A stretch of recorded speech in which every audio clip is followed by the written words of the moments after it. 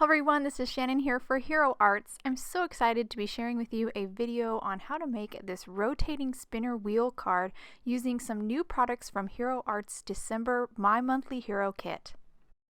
We're going to start today's project with Hero Arts Lapis cardstock. So I already have a card base made from that cardstock as well as an A2 panel, so it's 4 1/4 by 5 1/2. And I'm going to start by doing some ink blending on this panel. I'm going to start with Indigo Bold ink from Hero Arts, and I'm just going to blend around the edges of this panel. I do have a sheet of scrap paper underneath my panel. I like to use that to tap off any excess that's on the sponge before I touch my actual cardstock. That will just help to make sure I get a nice smooth blend. Now that I've finished this panel, I'm now going to move on to my card base and blend some of that indigo right on the right side of that card base. This is going to be kind of where we're going to have a turn mechanism for the spinner card, and that little part's going to be exposed, so I want that to match the front as well. Now moving on to a new ink. This is navy, a really nice dark blue, and I'm just going to blend the very edges with this really dark blue. We're kind of creating a focal point in the center, but also making this look kind of like space, and I think this navy really helps to push it there. And of course I'll blend a little of that on the card base as well. And to finish up, I'm going back with a little bit more indigo just to smooth out the gradation, and now I'm finished with my ink blending. So now I'm going to move on to some stars. I have some white Gansai Tambi kind of off screen up to the very right there. I mixed it with some water, and I have a paintbrush, and I've got my paintbrush loaded with that white ink, and then I'm just going to tap my finger on the paintbrush to kind of get little tiny splatters down onto this card front. I am trying to avoid the center though, because again I want to keep that kind of the focal point. I don't want it to be really busy and take away from our images that we're going to have there. And I'll continue to go around until I feel like this has enough stars in the sky. And now that I'm done with that panel, I'm now going to move on to my card base here and just do a little bit on that little section that we ink blended. I'll now set these two aside to dry before we move on to the next step. I'm now going to move on to working out some of the mechanics for our rotating wheel card. I have a large circle here. This is a die from the Infinity Circles die set. I'm just going to temporarily place it here on the front of my panel, and then I'm going to grab the circle die and these hands. Both of these dies are from the My Monthly Hero December kit, and I'm just going to place them here to kind of figure out where I need to die cut that opening for our images to come through, or so you can see those images. So once I get that circle figured out where I need it to go, I'm going to grab a little piece of purple tape to hold it down, and then I'll run it through my die cutting machine. I'm actually going to remove that large circle die. We'll die cut the wheel later out of some white cardstock. I'm going to grab one more die here before I run it through. This is another die from the Infinity Circle die set, and I am going to just kind of center it here on the right side of my front panel. And once I get it centered, I'll then grab a little piece of tape and hold it down, and you can see here I'm just cutting a small kind of sliver out of the front here. That's going to be the actual notch for you to kind of stick your finger in and grab that wheel so you can rotate it. So I went ahead and ran this through my die cutting machine, and I'm going to pop out those negative pieces. Keep that small circle though, we're going to use it here in the next step. Now we're going to move on to creating our wheel. So I have a large circle here cut out of some Nina Solar white cardstock, and a large circle and a small circle cut out of some copy paper. I'm just going to use this sheet of copy paper here to help me figure out the center, so I can mark the center on the actual cardstock circle, which is on the right. So once I folded it into quarters, I then grabbed my pencil, kind of marked the center, then grabbed a needle and just poked it through, and then I'm going to place this on top of my cardstock circle, and then grab my pencil again and just make sure I go through that little hole onto the cardstock circle to make that center mark. I'm going to repeat this process for this tiny circle. Again, with that tiny little copy paper circle, fold it in 2 quarters, and then again I will make a little pencil mark in the very center, and then I'll poke a hole with the needle. So I'm going to poke a hole right now and then place it on top, and then grab my pencil and just mark it through. And again, that small circle is cut with a circle die from the December My Monthly Hero kit, and the large circle was cut from a die from the Infinity Circles die set from Hero Arts as well. Now I'm just going to take that needle and poke it through both cardstock circles. I'm now going to grab a brad and then place it through the blue circle first, and then I'll grab the big circle and place it on top. Now I do have the top of the brad against the blue, and then the arms of the brad will be folded against the white. And this might seem a little backwards, but that's because we are trying to construct a way to hide the brad. So I'm now going to grab a few pieces of foam tape here, place it on the small circle, and then I will grab my actual card base, kind of eyeball where it needs to go. Basically, it goes right in the center. Fold those little arms down on the brad, and then I will actually just double check here, make sure everything's open, and then I'll actually remove the backing on the foam tape and I will stick this down. And this little kind of system will make sure that the brad, as you can see, is going to be hidden, kind of sandwiched between the front panel and the actual card base. But our wheel still turns, as you see here. So now I'm going to actually mark out my openings here on my wheel. So I'm holding very firmly my top panel down in place, and then I grabbed a pencil and marked out that window onto the wheel. Now I'm going to rotate that wheel here, and as soon as that line of the circle passes the window, I make my next tracing of the window. And I'm going to repeat this process 3 times. So in the end, I will have 4 little circles on my wheel here. So here's the very last circle, just going to trace it out. And then I will remove my top panel here, and you can see my 4 circles really tightly placed. That's as much as you can fit on here. And now I'm going to collapse my arms again and then pull off that panel, because now I'm ready to stamp, or pull off that wheel because I'm now ready to stamp on it. So I have my MISTI here, and I actually have my wheel back inside the negative cardstock that I used to die cut the wheel out of. I'm using that just to kind of hold the wheel in place and keep it nice and square while I stamp these images out. I did use also a couple pieces of tape to hold that wheel down inside the negative.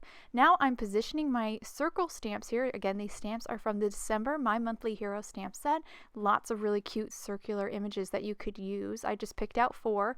And I am arranging them to make sure that the bottom of these images are facing towards the center, towards that little pinhole where the brad goes through. That's going to ensure that when you rotate that wheel, each image appears in the window right side up, nothing sideways or upside down. I'm also going to grab those hands from the kit as well and stamp them. So once I have all my images in place, I'm going to pick them up with my MISTI, and then I'm going to ink them up with Hero Arts Intens-ified black ink. Just ink all these images up. This is a Copic friendly ink, which is good because I'm going to do some Copic coloring next. After I stamp these images, I'm moving on to Copic coloring. I'm going to start my coloring today with these hands. I have 3 Copic markers picked out. The numbers that I'm using are on screen so you can follow along. I would like to always start with my lightest shade. In this case, it is E50, and I'm going to completely color the hand with that light shade.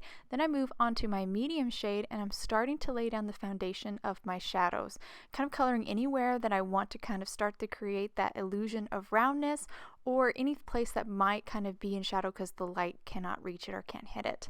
Once I lay down my foundation with that medium shade, I move to my darker shade and just color the very edges of that shadow with that dark shade. Now I'm going to go back through my 3 colors. So now I'm blending out with my medium shade, blending that transition between the dark and the medium. And then I'll finish with my lightest shade, blending that transition between medium and light.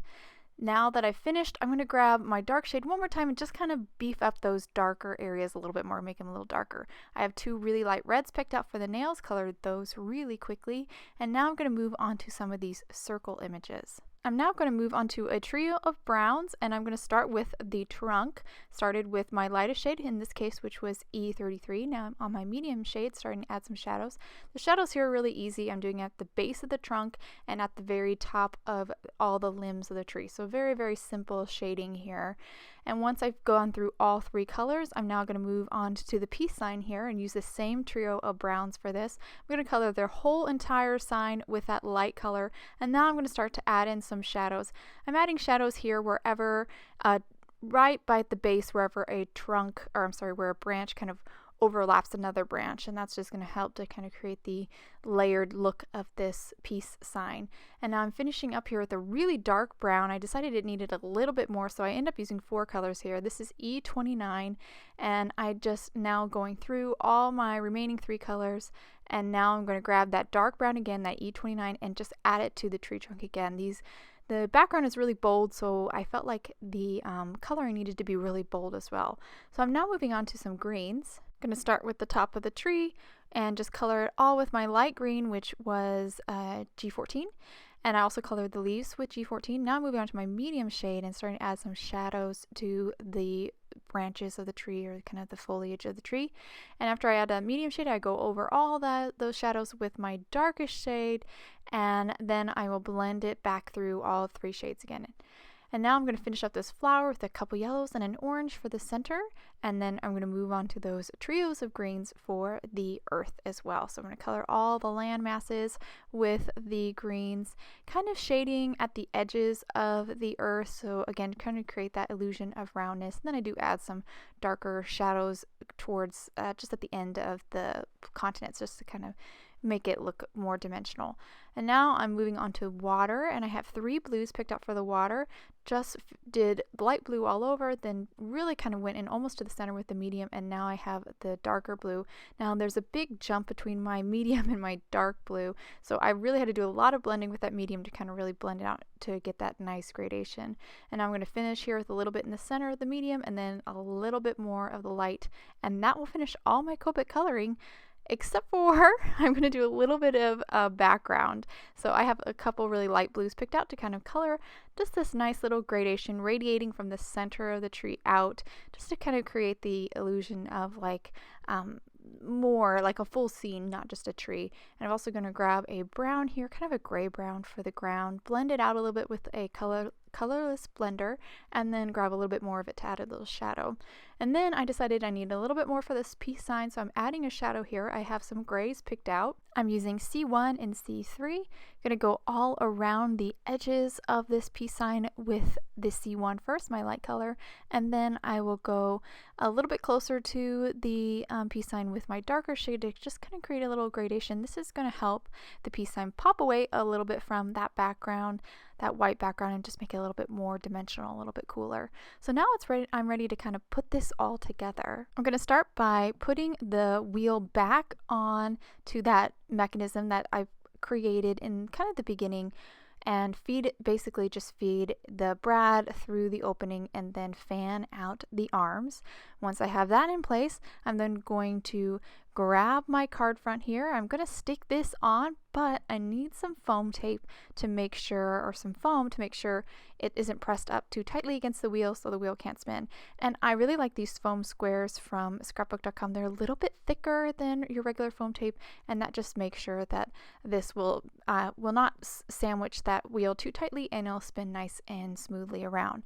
So now that I've placed my front panel down, all I have to do is remove the backing on the foam tape on these 2 hands, add a little foam tape on these just so they have a little bit of dimension, and then just place them down onto my card front, kind of framing that circle window for our images.